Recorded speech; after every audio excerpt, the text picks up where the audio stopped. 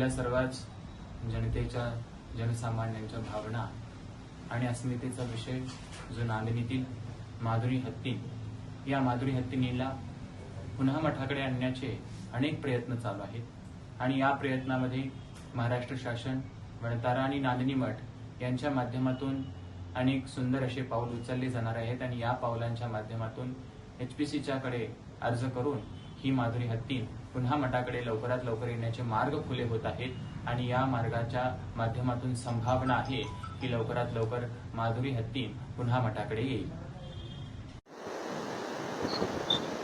28 जुलै 2025 ला माधुरी हत्तीन नांदणी मठातून वणताराला गेली।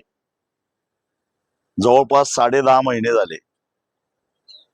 माधुरी हत्तीन गेल्यापासून सातत्यानं माधुरी परत कधी येणार या संदर्भामध्ये संपूर्ण सांगली, कोल्हापूर, बेळगाव या जिल्ह्यातल्या माधुरीवर प्रेम करणाऱ्या सर्व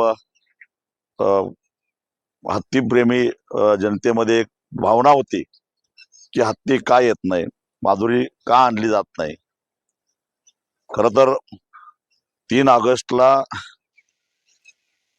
नांदणी मठ ते कोल्हापूर हा 45 किलोमीटरचा जो लॉंग मार्च निघाला आणि त्यावेळी सर्वधर्मीय सर्वपक्षीय जनतेनं जो काही प्रक्षोभ व्यवस्थेविरोधातला, कोर्टाच्या न्यायव्यवस्थेच्या विरोधातला आणि एकूणच शासनाच्या कार्यपद्धतीबद्दलचा, वणताराच्या कार्यपद्धतीच्या बद्दलचा प्रक्षोभ दाखवला होता, त्याची दखल सुप्रीम कोर्टाला सुद्धा घ्यावी लागली आणि सुप्रीम कोर्टानं आपलाच दिलेला निर्णय बदलून काही जुजबी सुधारणा करून माधुरी हत्तीनीला परत नांदणी मठामध्ये देण्याचा आदेश द्यावा लागला।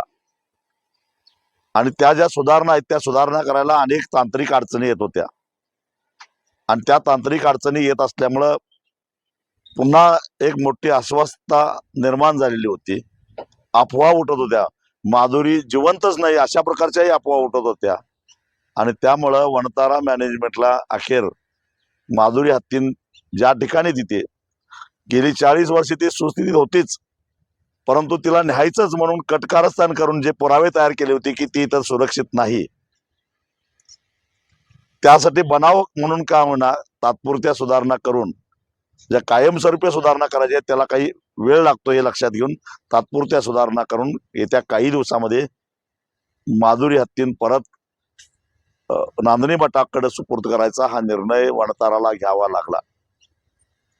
आणि एक प्रकारे जनतेच्या रेट्याचा काय फरक पडतो हे यातून सिद्ध झालेलं आहे। माधुरी हत्तीन परत येणार आहे ते सर्वसामान्य जनतेच्या रेट्यामुळं। कोण किती मोठा असला काही असलं तरी जेव्हा जनता ठरवते त्यावेळी न्याय व्यवस्थेला सुद्धा जनतेसमोर झुकावं लागतं।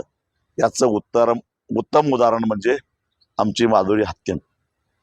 लहान बाळापासून ते वृद्धापर्यंत सगळ्यांच्या गळ्यातली ताईत असणारी माधुरी 11 महिन्याच्या प्रतीक्षेनंतर काय होणार पुन्हा नांदणीमध्ये येणार आहे याचा निश्चितच आम्हाला आनंद आहे।